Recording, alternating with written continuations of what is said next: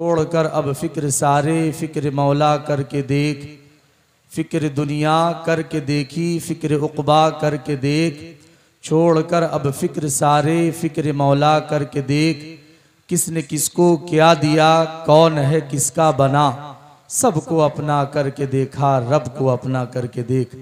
मुअज़्ज़ज़ सामईन, लायक सत्ताज़ीम तकरीम रौनक stage उलमाए किराम, बाहर से तशरीफ़ लाए हुए मेहमानान इज़ाम और पर्दे से सुनने वाली इफ़्फ़त माब हमारी प्यारी प्यारी माओं बहनों बेटियों, परवरदिगार आलम का एहसान है, उसका करम है कि अल्लाह पाक ने हमें एक अजीम निस्बत पर यहाँ जमा फरमाया है। हुफ़्फ़ाज़ किराम ने कुरान पाक के हिफ्ज़ की तकमील फरमाई है। इस सिलसिले में इजलास मुनक़िद हुआ है। अल्लाह पाक हम सब के आने को कबूल फरमाए। मुझसे पहले आप हजरात ने कुरान व हदीस की रोशनी में नहायत ही जामे बात हज़रतुल उस्ताद हज़रत मौलाना मुफ्ती इक़बाल साहब दामत बरकातुहुम और उनसे कबल हज़रत मौलाना मुफ्ती सोहराब साहब इमारत शरिया फुलवारी शरीफ पटना से नहायत ही कीमती बातें समाअत फरमाई। अब इस नाचीज़ को मुख्तसर से वक्त के लिए आप हजरात की खिदमत में पेश किया गया है, इस उम्मीद के साथ कि आप हजरात अदब व एहतराम के साथ बातों को सुनेंगे इंशाअल्लाह। मेरे प्यारों बुजुर्गों और दोस्तों, बातें तो बहुत सारी हो गई और जितनी ज़रूरी बातें थी तकरीबन वो सब हो चुकी। फिर इंशाअल्लाह कभी मौका मिला तो आप हजरात की खिदमत की जाएगी। अभी जो बातें ज़हनो दिल में आ रही हैं हज़रतुल उस्ताद की मौजूदगी में बेहतर मुनासिब समझता हूँ कि आप हजरात की खिदमत में वो बातें रख दी जाएँ और अगर कुछ कमियाँ कोताहियाँ होंगी तो इंशाअल्लाह हज़रत इस्लाह फरमाएंगे। मेरे प्यारों, आप गौर कीजिए कि हम जिन हालात में सांस ले रहे हैं, ऊपर का माइक बंद है, बाहर का बंद है, हम जिन हालात में सांस ले रहे हैं और जिन कैफियतों में हम सब मुब्तला हैं, इन हालात ने हमसे कुछ कहा है और बराबर हमसे ये हालात तकाजा कर रहे हैं।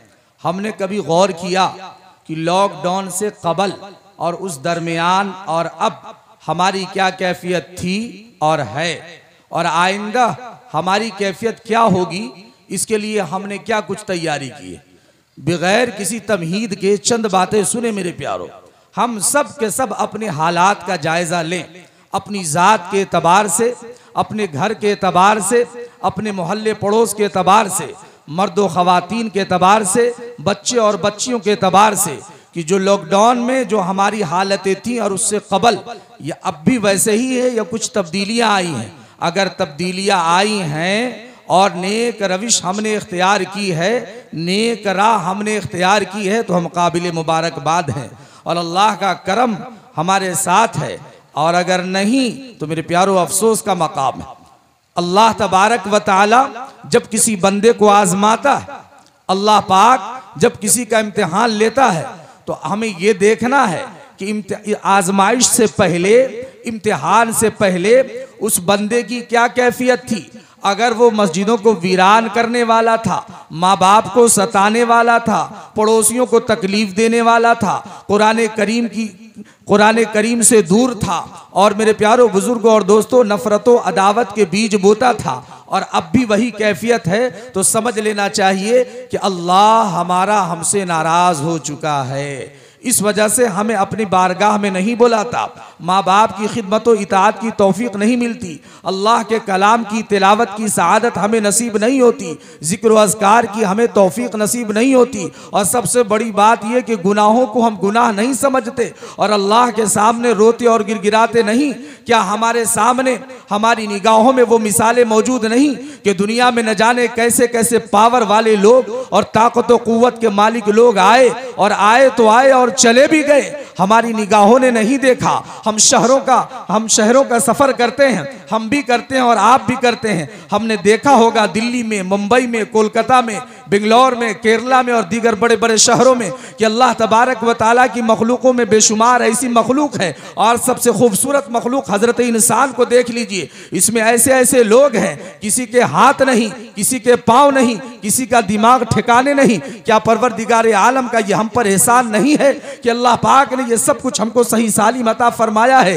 एक वक्त आएगा कि रब्बे करीम हमसे सवाल कर लेगा। नौजवानों सोचिए, अल्लाह तबारक व तआला ने मौका दिया है, अगर हम इस आजमाइशों में अब भी सबक नहीं लेंगे तो हमें बहुत खतरनाक किस्म के हालात का सामना करना पड़ेगा। इसलिए कि जब अल्लाह तबारक व तआला ने हमें आजमाया है और अभी ऐसा वक्त आने वाला है कि हम और आजमाए जाएंगे। हो सकता है परेशानियां और भी आए, मुसीबतें और भी आए, लेकिन उन परेशानियों में, उन मुसीबतों में वही शख्स कामयाब होगा और वही सरबुलंदी या सुरखरुई के राह पर गामजद होगा जो अल्लाह उसके रसूल की मोहब्बत अपने दिल में बसाए हुए होगा, जो नमाजों का एहतमाम करने वाला, कुरान करीम की तिलावत करने वाला, आपस में मोहब्बत के साथ जिंदगी गुजारने वाला, कीना कपट हसद बुग़्ज़ अदावत और झूठ से अपने आप को बचाने वाला और माँ बाप को खुश रखने वाला और बहन भाइयों के हुकूक अदा करने वाला और उलमाए किराम से मोहब्बत करने वाला, औलियाए कामिलीन से ताल्लुक़ रखने वाला, हलाल और हराम के दरमियान इम्तियाज करने वाला,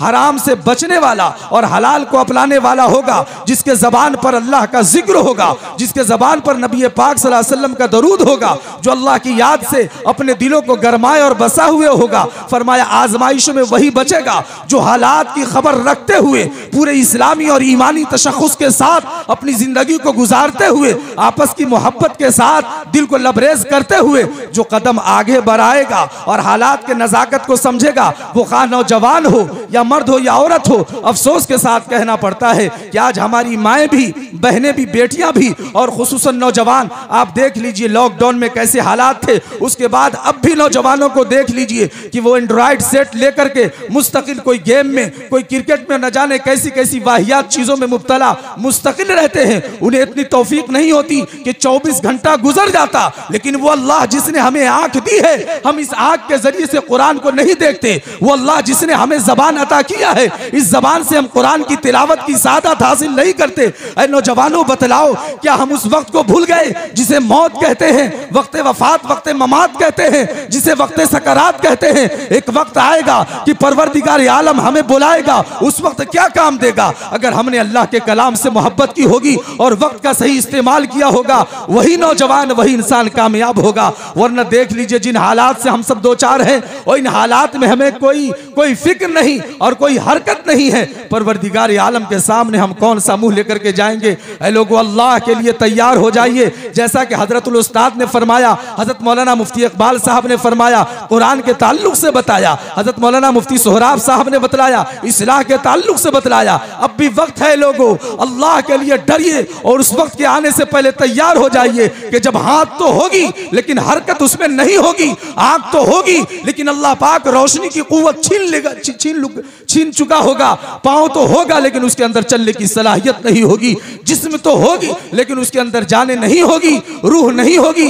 इसलिए मेरे प्यारों बुजुर्ग और दोस्तों, अल्लाह के लिए समझिए और सबसे पहला काम अपने गुनाहों से तौबा कीजिए, अपने गुनाहों से तौबा कीजिए। हम सब आज अभी और इसी वक्त अल्लाह को हाजिर और नाजिर मान करके दिल का कनेक्शन अल्लाह से जोड़े और ये कहे, परवरदिगार आलम हमारे गुनाहों को माफ फरमा दीजिए। हमने बहुत गुनाह किया है, दिन रात गुनाह किया। ऐ अल्लाह, मैंने आपके कलाम की तिलावत नहीं की। प्यारे आका जिनका इतना एहसान है कि सारी कायनात से ज्यादा अल्लाह उसके रसूल की मोहब्बत हमारे दिल में होने चाहिए थी। अल्लाह अकबर, वो नबी जो सारी जिंदगी हमारे लिए रोता रहा, दुआएं मांगता रहा, अर्श आजम पर पहुंचने के बावजूद, अल्लाह के हुजूर पहुंचने के बावजूद भी उसने हमको नहीं भुलाया। उस मुशफिक और मेहरबान नबी के साथ हमारा क्या मामला है? अल्लाह का कुरान कहता है, अन्नबिय्यु औला बिल मुमिनीना मिन अनफुसिहिम व अज़वाजुहुम उम्महातुहुम। अल्लाहु अकबर, वक्त नहीं वरना मैं तफसील से बतलाता है। ईमान वाले भाइयों, ईमान ताज़ा हो जाता है जब उलमाए हक मुफस्सिरीन किराम इस आयत को अपने सामने रखते हैं तो ईमान और यकीन की दुनिया को आबाद करते हैं।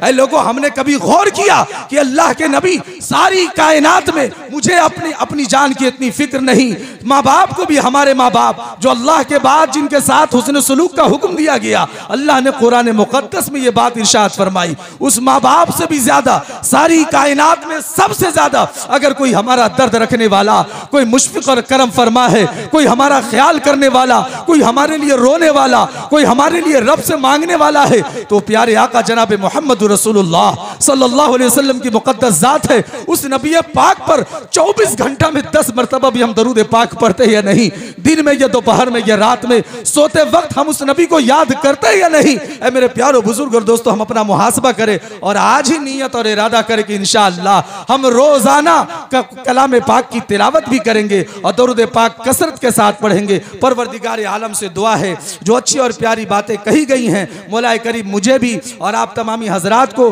और हमारी माँ बहन बेटियों को उस पर अमल की तौफीक अता फरमा दें। बातें तो बहुत सारी थी और बहुत बात कहना चाहता था, लेकिन ये वक्त इजाजत नहीं देता है। परवरदिगार आलम कबूल फरमाए, अल्लाह कबूल फरमाए। या इलाही तू हमें आमिल कुरान कर दे, फिर नए सिरे से मुसलमान को मुसलमान कर दे। वो पैगंबर जिसे सरताज रसूल कहते हैं, उसकी उम्मत को जरा ताबे कुरान कर दे। आमीन व आखिरु दावाना अनिल हम्दुलिल्लाहि रब्बिल आलमीन।